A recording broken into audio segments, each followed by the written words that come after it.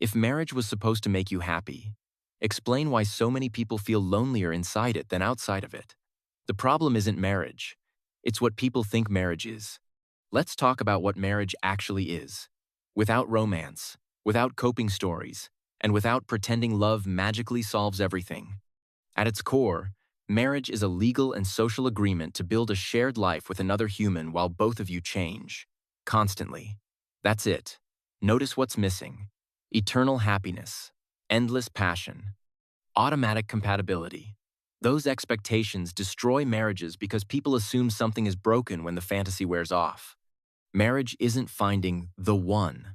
Marriage is choosing someone compatible and then actively maintaining friendship, intimacy, and teamwork.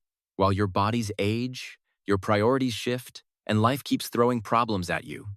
Most people spend more time planning the wedding than understanding the partnership. That's like obsessing over a graduation ceremony while ignoring the fact you'll need real skills the next day. Here's the first truth nobody prepares you for. You're not marrying one person. You're marrying multiple versions of them. The person you marry at 25 is not who they'll be at 35, 45, or 60. Careers change. Health changes. Trauma happens. People evolve. Successful marriages aren't about staying the same. They're about choosing each other again as those changes happen. Second truth. Marriage is actually 3 relationships in one: the friendship, the romance, and the business partnership. Most couples only maintain 1 or 2 and then wonder why something feels off. When the friendship dies, you become roommates. When romance dies, you become polite coworkers. When the business side fails, resentment builds, because someone is always carrying more weight. Strong marriages intentionally maintain all 3, not just when things feel good, but especially when life gets heavy. Third truth that saves people years of misery. Love is not enough. Compatibility matters more than chemistry. Shared values matter more than shared hobbies. Commitment matters more than feelings. Most marriages don't fail because people stop loving each other. They fail because daily life exposes deep incompatibilities that love cannot fix.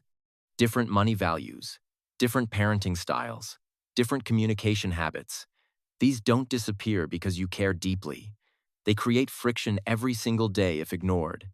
That's why choosing a spouse is the most practical decision you'll ever make.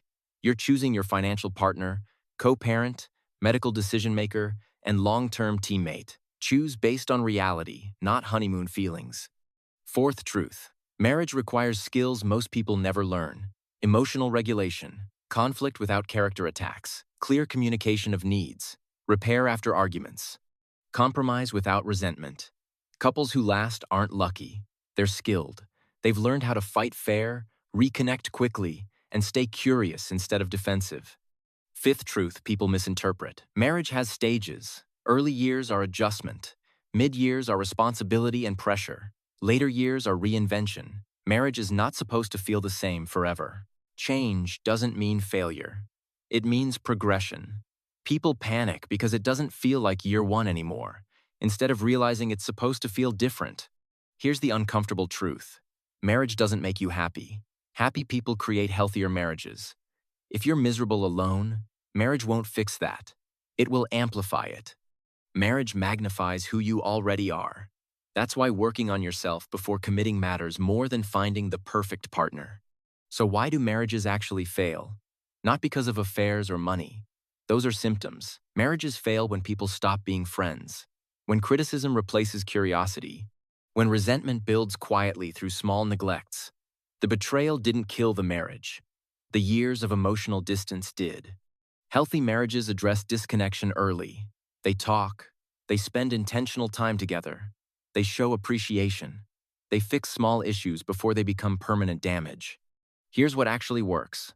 2 people who chose each other based on compatibility, who maintains friendship, who protects intimacy, who operate as a team, who communicate without contempt, who adapt as they grow, who understand marriage is a daily choice, not a one-day promise.